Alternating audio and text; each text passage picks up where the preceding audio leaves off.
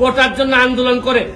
ছাত্ররা সারা বাংলাদেশের মানুষ কোটার জন্য আন্দোলন করতেছে, কিন্তু এরা কি জানে যে সবচেয়ে বড় কোটা তো হচ্ছে গিয়ে চোর কোটা, এই প্রশ্নপত্র ভাষের কোটা। এরা ধরেন অন্যান্য কোটা, মুক্তিযোদ্ধা কোটা, এগুলা নিয়ে আন্দোলন করতেছে, এগুলা নিয়ে আমি বলবো না, এটা আলাদা হিসাব।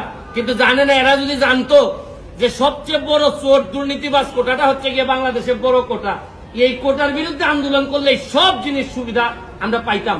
কিন্তু এটা আমি পরে হয়তো আরেকদিন বলবো। তবে এখন আমার বক্তব্য হচ্ছে স্পষ্ট, এদের বিরুদ্ধে কারা কারা প্রশাসনে আছেন তাদেরকে বের করে তাদেরকে আইনের আওতায় নিয়ে আসা হবে, নাইলে এই দায় সারা জীবন বাংলাদেশের বয়ে বেড়াতে হবে।